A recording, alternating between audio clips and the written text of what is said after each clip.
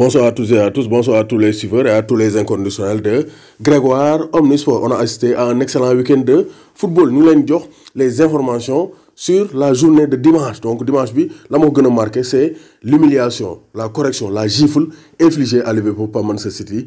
4 buts à 1, c'était le très haut niveau. Du côté de Manchester City, c'était la passation de service. On l'a écouté, passation de service là, parce que le champion de l'année dernière aurait transmis le titre au champion cette année. Parce que City est bien parti pour remporter le championnat d'Angleterre. Même si le championnat est tout peut arriver.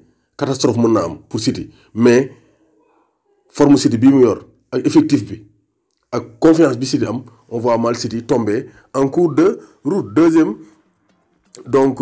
victoire de très haut niveau pour Monaco. Donc Monaco sans Krépin Diatta bi nga xamné remplaçant le Dougou a été exceptionnel face à Nîmes. Donc Nîmes bi saful sapou par rapport à Monaco. Donc ñom ñoo door 4 buts à 3 avec un excellent Golovin. Alexandre Golovin a réalisé un triplé. Donc mom Moujé à la place de Krépin Diatta, mu def triplé. Donc Krépin Diatta, il est averti, il faut que mu décisif, def pas décisif double, parce que Monaco aussi, c'est une équipe talentueuse avec de très jeunes joueurs, de très bons joueurs.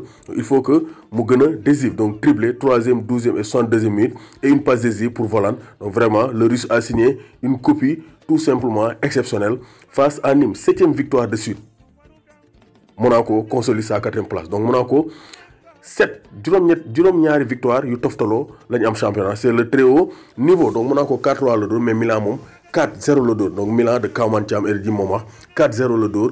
Donc le club de Crotone avec un doublé de Zlatan Ibrahimovic. Donc 16 buts cette saison pour Zlatan Ibrahimovic, toutes commissions confondues. Donc Zlatan, malgré son âge, malgré ses 39 ans, il est intenable. Le talent n'a pas d'âge. Les meilleurs buteurs, les 2 meilleurs buteurs en Italie, c'est Cristiano Ronaldo et Zlatan Ibrahimovic. Cristiano Ronaldo, mu doon fété, c'est 36 ans. Zlatan 39 ans. Donc buñ nan ki dafa maguette, lolu ay waxi caaxaat la. Football amul maguette. De Zlatan Ibrahimovic, il en a profité pour marquer son 501e but en club. Donc double na 501 buts en club. Donc vraiment, c'est le très haut niveau.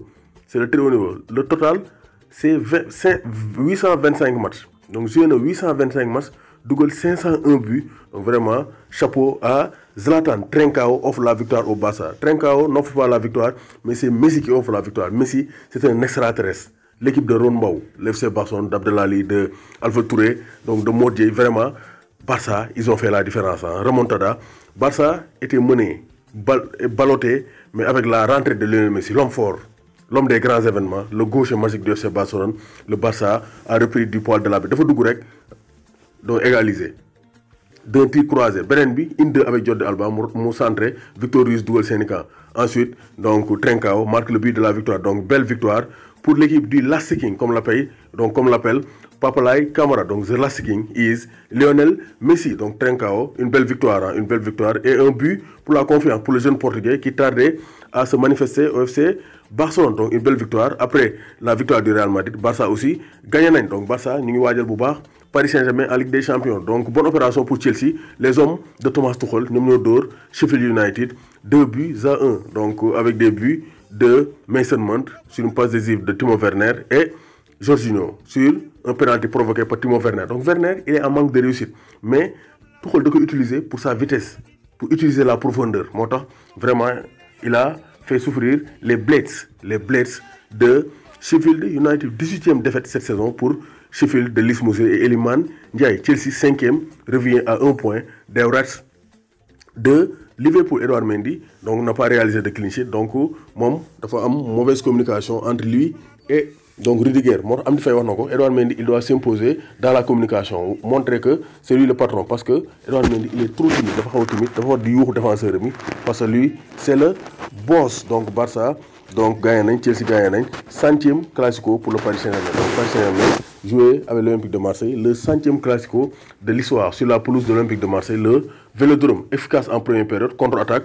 Donc on lance Mbappé, Di Maria, Mbappé, Lakkergi. Deuxième but, 24e minute de jeu, Florenzi centre, du dos, du Tchokelbi, du Dokoli Lokodouele, Mauro, Icardi. Donc bien serré par Alvaro, mais qui n'a pu rien faire. Donc Paris, ici c'est Paris, ici c'est pas le Vélodrome, mais ici c'est Paris. Sur une série de 6 matchs sans victoire, l'OM équipe la 9e place. Donc vraiment, c'est très difficile. Donc OM n'est pas en forme, mais Lille est en forme. Lille moo dóor 2-0 le FC Nantes avec un doublé de Jonathan David. Actuellement boy bi yeewu na, le Canadien de 20 ans s'est réveillé après des débuts difficiles. Jonathan David est actuellement intenable, doublé face au Canaries de Nantes. Donc Laborde aussi, Montpellier ñoo renversé Dijon malgré un penalty marqué par Moussa Konaté. 4-2 lañ dóor. Donc Dijon, Nice aussi moo dóor Angers bu Sadio Thioub dugg na remplaçant. 3-0, Saint-Etienne assure l'essentiel. 1-0, Pat bi lañ dóor Metz. Donc il y avait un duel de Sénégalais. Donc d'un côté, il y avait Pape Matar Sarr face à Pape Abou Cissé. Pape Ndiaye Yade dugg na remplaçant, de même que Mohamed Lamine Gueye. Donc Pape Abou Cissé, clean sheet. Dans une défense à 3, il a été titulaire. Donc Pape Abou Cissé, c'est de très bonnes guerres. Hein. Donc vraiment, Tottenham aussi retrouve la victoire avec son duo Son Kane. 54-58e minute de jeu. Les deux joyaux de Mourinho offrent la victoire à Tottenham. Leicester à Wolverhampton 0 but partout. Brest Modor Bordeaux 2-1 malgré Youssouf Sabaly. Donc vraiment cette saison c'est le très haut niveau, hein, c'est le très haut niveau et on va vibrer au rythme du football jusqu'à la fin de la saison. 500e match de Vitorino Hilton. Vitorino Hilton, c'est le Brésilien, le défenseur brésilien de 43 ans. 43 ans la am ren, donc 43 ans et 147 jours. Il est le joueur le plus âgé à y parvenir dans l'histoire du championnat de France. 43 ans et 147 jours. Donc vraiment, il a une longévité. Vraiment, Vitorino Hilton, chapeau. Mais félicitations au Barça, félicitations à City, félicitations au Milan AC. Vraiment, ça ne fait que commencer. On va vivre une belle année de football en 2021 en compagnie de Grégoire, Omnisport, Aliou Sakho, maa lay bëggee bu baax a baax.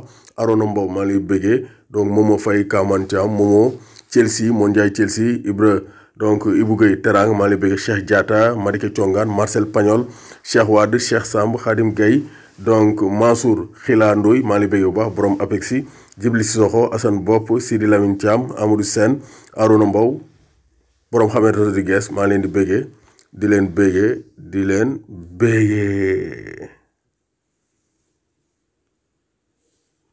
Mondial Sport, leader de l'équipementier au Sénégal, vous présente ses offres spéciales en cette fin d'année 2020. Donc déstockage, 3 blousons à 30 000 francs, 2 blousons 25 000, 1 blouson ou bien un sous-vêtement à 15 000 francs, 2 maillots floqués à 20 000 francs, sous-vêtements à 20 000 francs, livraison gratuite. Vous avez les sous-vêtements du Paris Saint-Germain, du Barça, de vos clubs préférés, maillot plus masque à 10 000 francs. Ne vous le faites pas raconter avec Mondial Sport. Équipez-vous en toute sportivité. Contactez le 77 059.